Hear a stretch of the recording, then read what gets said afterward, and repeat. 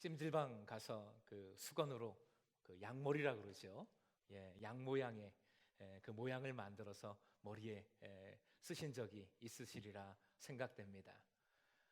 사진 한번 보여주시죠. 네, 네, 귀엽죠. 네. 저렇게 양머리를 하고 있는 모습인데, 하지만 진짜 양에 대해서는 우리가 잘 모르지요. 진짜 양 사진 한번 보시죠. 네, 저 양이 있고, 그리고 저 뒤에 누가 있습니까? 네, 여기 목자가 있습니다. 목자. 사실 오늘 본문 말씀은 이 양과 목자에 대해서, 양이 어떤 성격을 갖고 있는지, 또 목자가 어떻게 일을 하는지 잘 알아야지 이해할 수 있는 말씀입니다. 먼저 양의 관점에서 말씀을 살펴봅니다. 5절 눈으로 확인해 주시기 바랍니다. 주께서 내 원수의 목전에서. 양의 관점으로 바라본다면 양에게 있어서 원수는 어떤 것들이 있을까요? 그렇습니다. 맹수, 이리, 늑대 이런 거 나왔습니다. 맞습니다. 맹수, 들짐승 뿐만 아니라 독초, 그리고 양들 중에도 못된 양들이 있어요. 그 양들 때문에 괴롭힘을 당하기도 합니다. 그리고 사망의 음침한 골짜기라는 표현이 앞구절에 나와 있는데, 그것처럼 위험하고 먹을 풀이 없는 곳, 그 모든 것이 다 원수들입니다. 그런데 이렇게 많은 원수들이 있음에도 불구하고, 수많은 어려움이 있음에도 불구하고, 목자가 양을 보호하고 또 이끌어 주어서 마시는 풀이 가득한 초장으로 인도해 줌을 말씀은 고백하고 있습니다. 상을 차려주시고, 그런데 그 다음에 좀 이상한 표현이 나오지요. 기름을 내 머리에 부으셨으니. 기름을 내 머리에 부으셨으니. 실제로 목자가 양 머리에 기름을 발라줍니다. 언제 발라줄까요? 왜 발라줄까요? 아까 양털 수북한 거 보셨는데, 8대2 요즘 대세 가르마 기름 발라가지고 예쁘게 해주려고 바르는 것일까요? 그렇지 않습니다. 아주 중요한 두 가지 이유가 있어요. 첫 번째는 벌레들을 막아주기 위해서입니다. 벌레들을 막아주기 위해서 기름을 바릅니다. 양들에게 있어서 가장 무서운 원수, 적은 사실 맹수가 아니라 작은 벌레, 해충들입니다. 여러 가지 것들이 있어요. 쇠파리, 말파리, 코파리, 발 뒤꿈치 파리, 사슴파리, 진드기, 모기 등등등. 특히 코파리 같은 경우는 양 코 속 점막에 알을 낳지요. 그러면 그 알이 부화해서 그 벌레가 뇌 속으로 침입을 한다고 그래요. 그 뇌를 파먹게 되는 것이지요.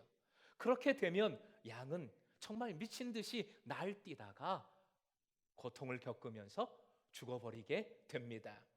이런 무서운 해충을 막을 수 있는 가장 좋은 방법이 바로 기름입니다. 아마유나 유황, 타르 등을 섞어서 만든 기름, 한마디로 방충제죠. 그 기름을 양들에게 발라주는 것이지요. 그러면 벌레들이 가까이 오질 못합니다. 양이 평온해지는 것이지요. 두 번째 이유는 양과 양들 사이에 벌어지는 싸움 때문입니다. 이렇게 가을이 되면 양의 번식기예요. 그러면 순양들이 암양을 차지하기 위해 서로 싸우는데, 그 싸움이 대단합니다. 서로 머리를 부딪히면서 싸워요. 얼마나 박치기를 세게 하는지 머리가 깨질 정도이고, 머리가 깨져서 죽는 양까지 생긴다고 합니다. 그런데 이 치열한 싸움을 목자는 간단하게 해결해 버립니다. 양 머리에 기름을 잔뜩 발라주는 것이지요. 그러면 어떻게 되겠습니까? 그렇죠. 상상이 좀 되시지요? 꽝 하고 부딪히는데 미끄러지는 것이지요. 그런 모습을 보면 되게 우습다고 그래요. 그냥 나를 세워서 내가 세다 하는 그런 마음과 몸짓으로 꽝 하고 부딪혔는데 그냥 미끄러지니까, 부딪히면 미끄러지고 부딪히면 미끄러지고, 서로 그냥 이게 왜 이러지? 하고 서로 멍하니 바라보다가 싸움이 끝난다는 것이지요. 역시 양들 사이에 평화가 오게 되는 것입니다. 자, 그래서 5절에 고백을 하는 것인데 마지막에 나오는 표현이 참 중요하고도 좋습니다. 따라해 주시기 바랍니다. 내 잔이 넘치나이다. 스크린 보시고 한 번 더요. 시작. 내 잔이 넘치나이다.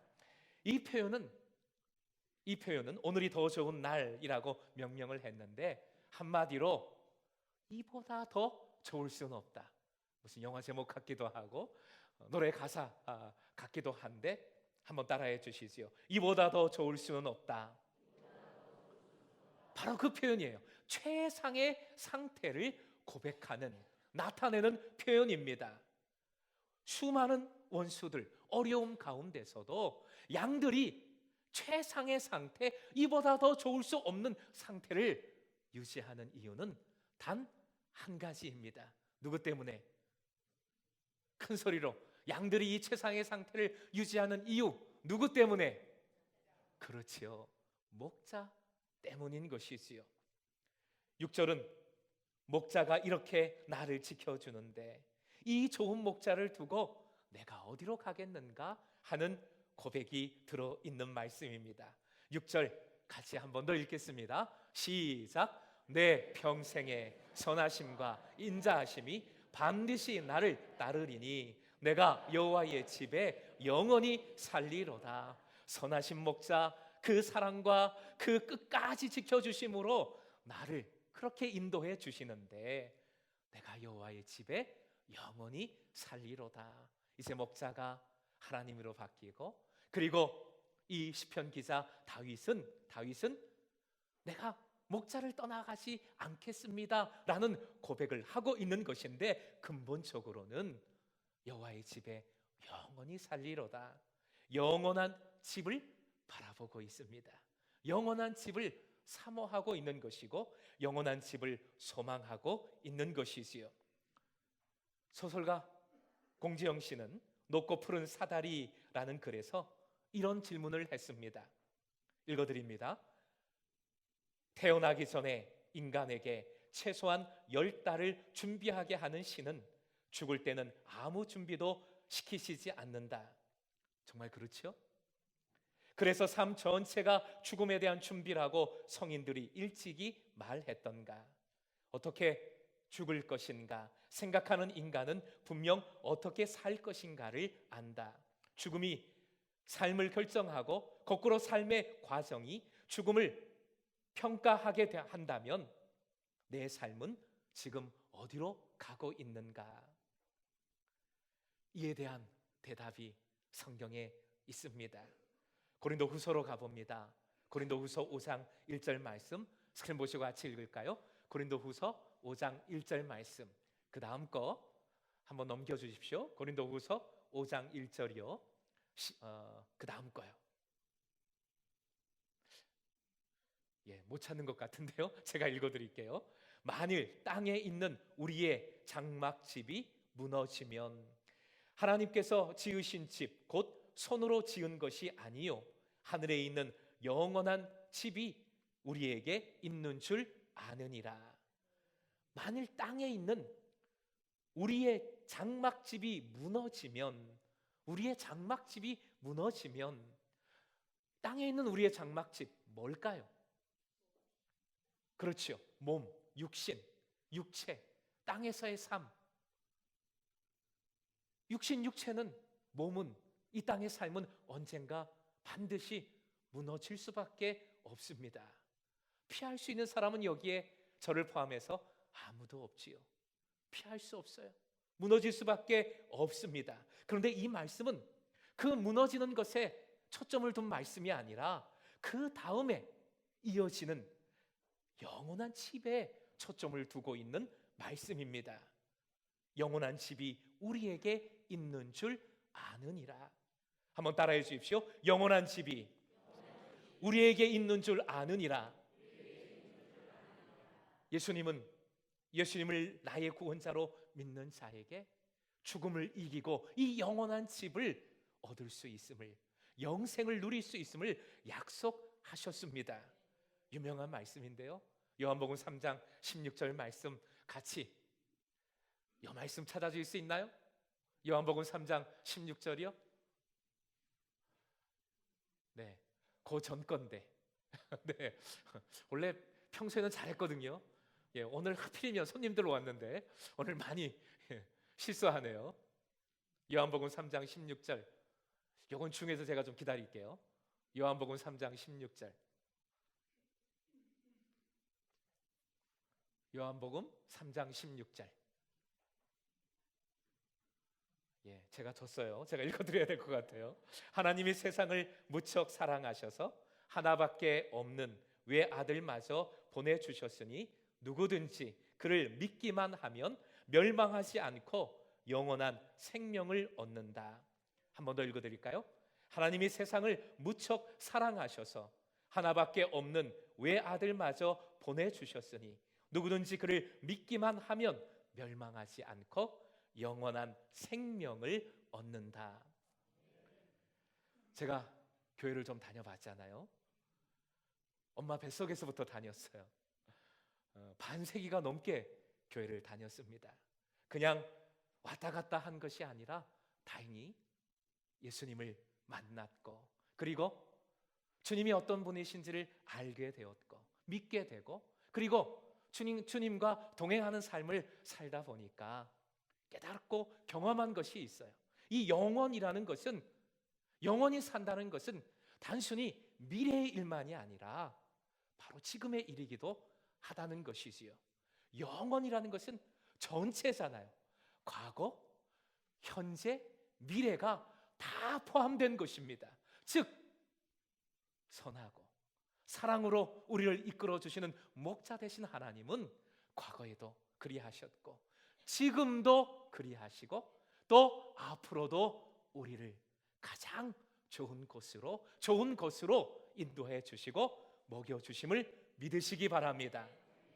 바로 그 믿음으로 바로 지금 영원히 살리로다. 살아있네. 지금도 살아있네. 생명력 있는 기쁨의 삶을 살아갈 수 있는 여러분 되시길 주님의 이름으로 축복합니다. 양은 고집이 세고 한치 앞을 내다보지 못하지요. 양의 좋지 못한 이런 모습을 그대로 갖고 있는 자신의 모습으로 이 시편 23편 전체를 고백한 새로운 시편 23편이 있어서 소개를 합니다.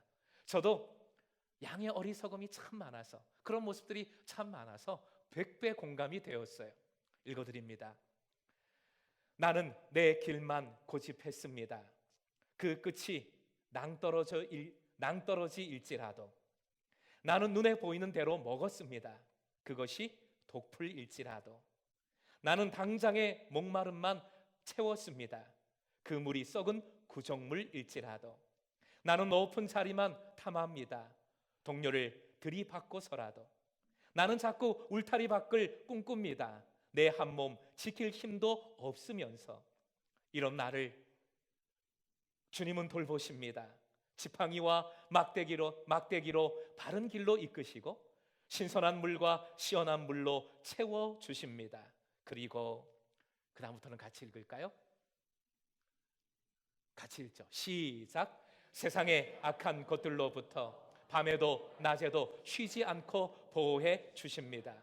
그래서 그분은 나의 선한 목자이십니다. 그리고 그분은 나를 자녀로 삼아 주셨습니다. 사망조차 나에게 접근하지 못하게 하십니다. 그분의 집에 영접해 주시어 나를 영원히 살게 해 주시니 그분은 나의 영원한 아버지입니다. 그분을 여러분의 주님으로 모시고 영원한 생명을, 영원한 집을, 그 은혜를 꼭 알고 붙드시길 주님의 이름으로 축원드립니다.